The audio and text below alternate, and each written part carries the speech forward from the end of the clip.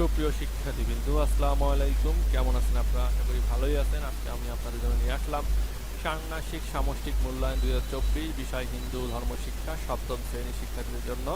এখানে শিক্ষার্থীদের নাম লিখতে হবে, বিদ্যালয়ের নাম, ক্রমিক নম্বর, পরিচয় নম্বর, শাখা।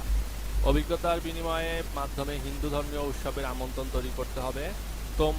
তোমরা নিশ্চয়ই অন্নপ্রাশন, বিয়ে, পূজা ইত্যাদি হিন্দু ধর্মের সামাজিক ও ধর্মীয় অনুষ্ঠানে গিয়েছো, আয়োজনে অংশগ্রহণ করেছো। এরকম একটি হিন্দু ধর্মের সামাজিক ধর্মীয় অনুষ্ঠানে তুমি যেসব ধর্মীয় রীতিনীতি পালন করেছো, করতে দেখেছো, শুনেই সেই অভিজ্ঞতা আলোকে নির্মের কাজগুলো তোমাদের করতে হবে।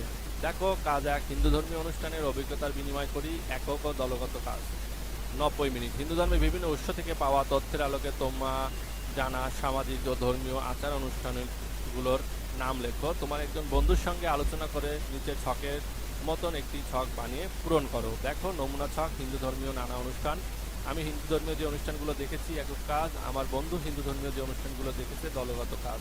বন্ধু দেখা অনুষ্ঠানগুলোর সঙ্গে তোমার দেখা অনুষ্ঠানের যেসব ভিন্নতা খুঁজে পেয়েছো, তার একক কাজ করতে হবে।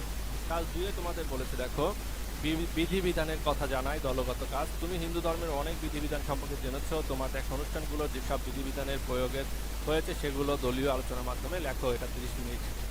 কাজ 3, নিমন্ত্রণ পত্র তৈরি করি, একক কাজ, 60 মিনিট। মনে করো তুমি একটা হিন্দু ধর্মীয় অনুষ্ঠানের আয়োজন করেছো, সেই অনুষ্ঠানের জন্য একটা নিমন্ত্রণ পত্র তৈরি করো। নিমন্ত্রণ পত্রে যা যা থাকবে সেগুলো নিম্নরূপ: অনুষ্ঠানে আসার জন্য নিমন্ত্রণ করে চিঠি লিখবে, অনুষ্ঠান সংশ্লিষ্ট একটি মন্তব্য, শ্লোক, প্রার্থনামূলক কবিতা, গান লিখবে। অনুষ্ঠানে কি কি আয়োজন থাকবে তা ধারাবাহিকভাবে লিখতে সূচি তৈরি করবে। নিমন্ত্রণ পত্রটি আকর্ষণীয় করার জন্য আলপনা আঁকতে হবে অথবা শখের ছবির মাধ্যমে অলঙ্করণ করতে পারবে। তো শিক্ষার্থীবৃন্দ, এই ছিল তোমাদের ষান্মাসিক সামষ্টিক মূল্যায়ন 2024 হিন্দু ধর্ম শিক্ষার যে প্রশ্নটি তোমাদের হাতে পাবা আজকে, সেই প্রশ্নটি আমি তোমাদের দিয়ে দিলাম। তো সবাই ভালো থাকবে, সুস্থ থাকবে, এই কামনা করে বিদায় নিচ্ছি। আবার দেখা হবে অন্য কোনো ভিডিওতে, অন্য কোনো দিন। আল্লাহ হাফেজ।